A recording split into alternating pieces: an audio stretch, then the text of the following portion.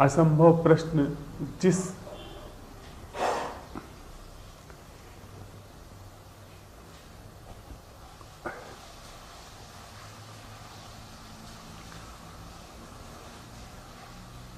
स्थान पर हमें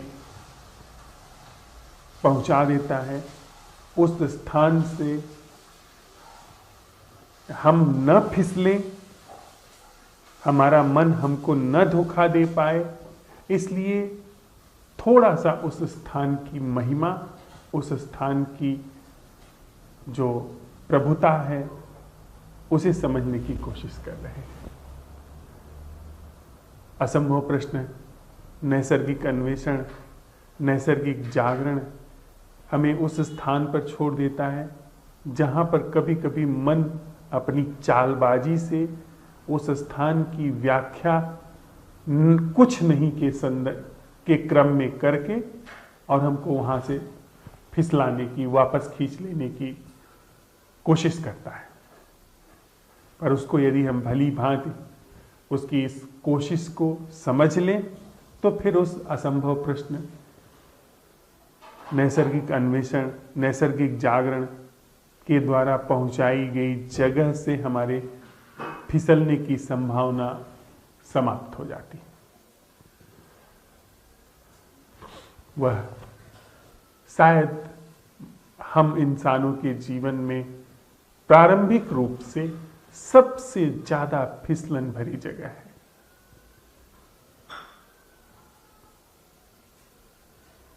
कमाली ने उसी जगह के संदर्भ में कुछ इस तरह लिखा है कि साहिब का घर कहूं ऊपरे, जहां सुलहली गैल, पांव न टिके पिपीली का, ज्ञानी बांधे बैल।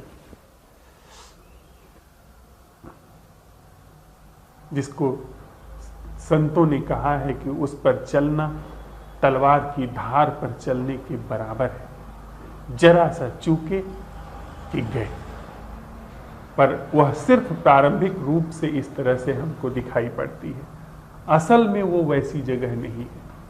वह मन के धरातल से जब छलांग लगती है तो इस तरह से दिखाई पड़ती है। जहां तक मन का साम्राज्य है, मन की पहुंच है, वहां तक वह इस तरह दिखाई पड़ती है। और जैसे ही मन की पहुंच के बाहर मामला निकल जाता है, वैसे ही फिर वह तो हमारा नैसर्गिक स्वभाव है, ऐसा पाया जाता है।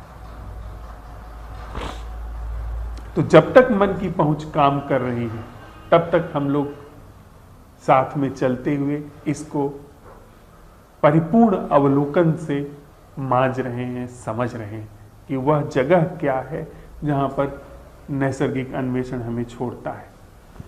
कृष्ण जी की शिक्षाओं को अक्सर इस तरह से व्याख्यायित किया गया कि वे ले जाकर के जंगल में छोड़ देते हैं, वे कुछ भी सहारा नहीं देते हैं। तो उसकी वजह से चूक हुई।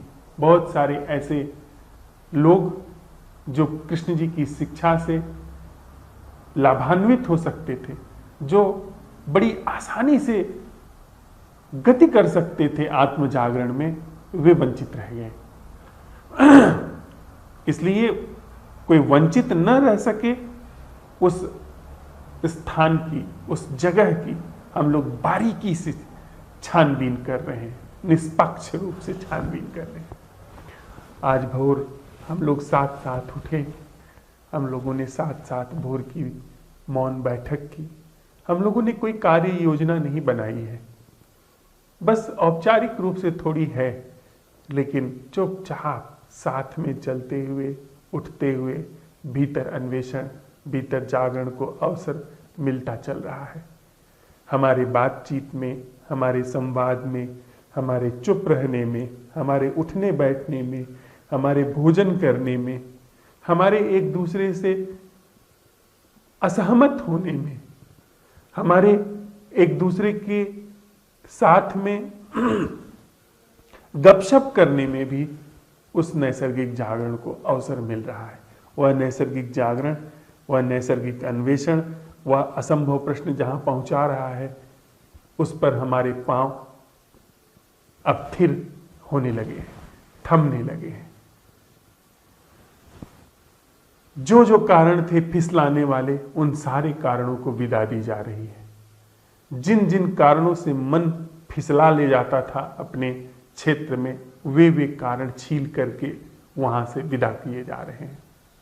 हम लोग सुबह साथ साथ चलते हुए फूलों की कतार जो कि बोई नहीं गई है, जो इंसानों के द्वारा नहीं लगाई गई है, उस कतार के बीच में से जो पगडंडी गुजरती है, उससे होकर के गए। दोनों ओर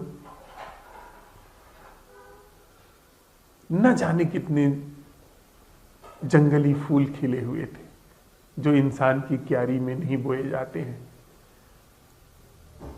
माझी नदी के किनारे चलते हुए हम लोग एक शिलाखंड पर साथ साथ में जाकर के बैठे। उतार चढ़ाव, उबड़ खाबड़ रास्तों से होकर के हम लोगों ने छोटे से एक मंदिर को देखा।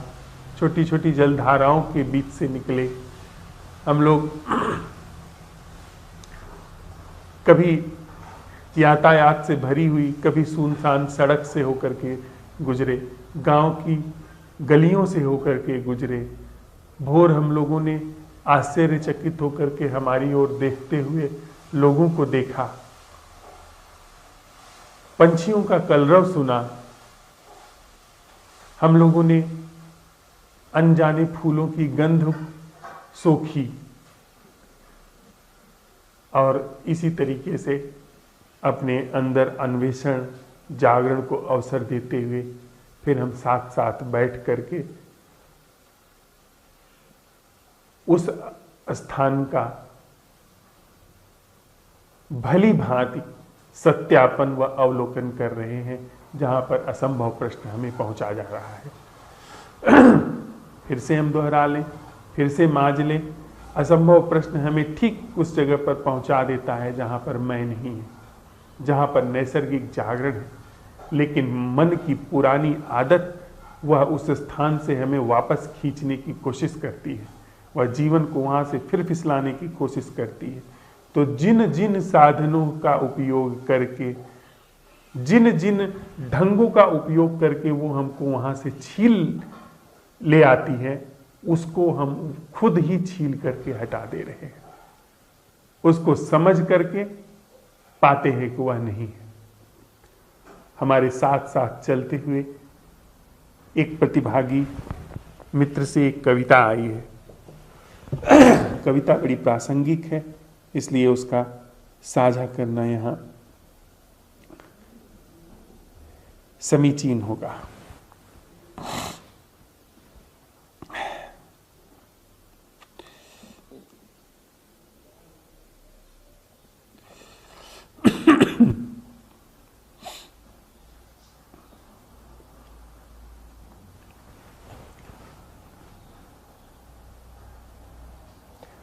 वह जो एक मुट्ठी रोशनी दिलाई थी तुमने, वह जो एक मुट्ठी रोशनी दिलाई थी तुमने, उससे बड़े जतन से, उससे बड़े जतन से अपने हाथों से बनाए बाग को जलाया था मैंने। उससे बड़े जतन से अपने हाथों से बनाए बाग को जलाया था मैंने। चल पड़ी थी तुम्हारा हाथ पकड़कर। तुम्ही ने तो कहा था वहां घर जैसा कुछ है, जहां न जीवन न मृत्यु पहुंच सकता है। तुम्ही ने तो कहा था वहां ऐसा घर जैसा कुछ है जहां न जीवन न मृत्यु पहुंच सकती है। अपने ही सपने और ख्वाहिशों से जली मेरी आंखों पर बहुत दिनों बाद बारिश आई थी। अपने ही सपने और ख्वाहिशों से जली मेरी आंखों पर बहुत दिनों बाद बारिश आई थी। रास्ता कितना लंबा है पूछा भी न था तुमसे, बस चल पड़ी थी।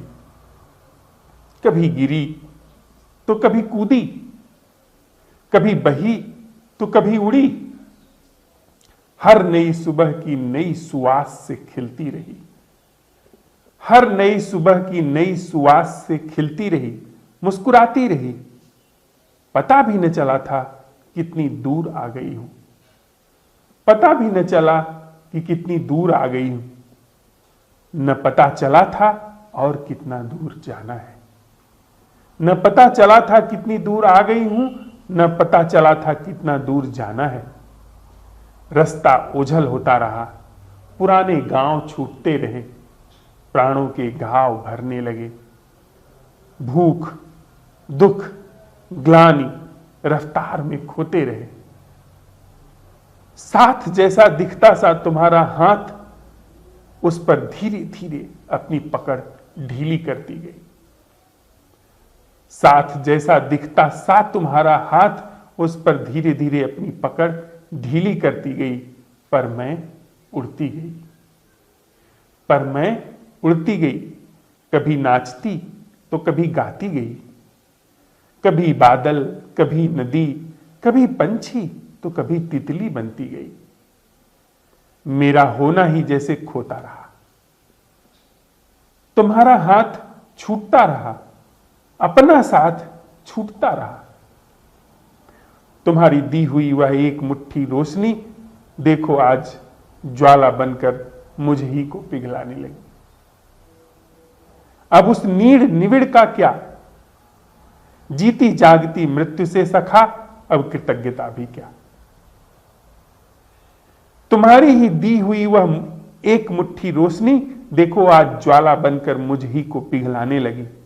अब उस नीड़ निविड़ का क्या, जीती जागती मृत्यु से सखा अब कृतज्ञता भी क्या।